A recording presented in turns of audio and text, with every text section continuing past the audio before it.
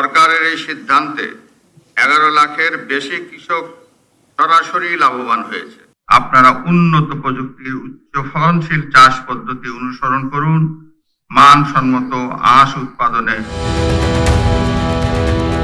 হাজারো মানুষের প্রাণের বিনিময়ে বাংলাদেশ গণতান্ত্রিক ধারায় ফিরেছে মন্তব্য করে রাষ্ট্রপতি মোহাম্মদ শাহাবুদ্দিন বলেছেন, শহীদদের আকাঙ্ক্ষা পূরণে অর্থনীতিতে স্বাবলম্বী হয়ে স্বনির্ভর বাংলাদেশ গড়তে হবে।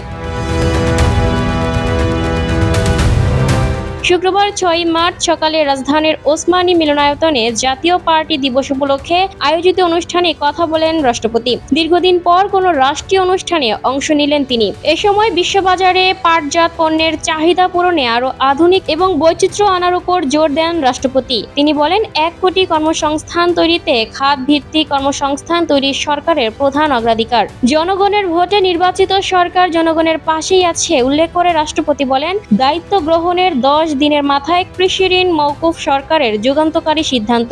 গণতান্ত্রিক সরকারের প্রথম ও প্রধান অগ্রাধিকার কর্মসংস্থান তৈরি, তাই 1 কোটি মানুষকে কর্মসংস্থানের সুযোগ করবে সরকার। এর আগে অনুষ্ঠানে পাট শিল্পে অবদান রাখায় 12 ব্যক্তি ও প্রতিষ্ঠানকে সম্মাননা দেন তিনি। পুরস্কার পাওয়া ব্যবসায়ীদের প্রত্যাশা, আবারও ঘুরে দাঁড়াবে পাট শিল্প।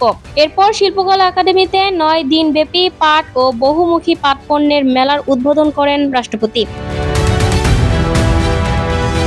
Lucky Akter, people voice television, Dhaka.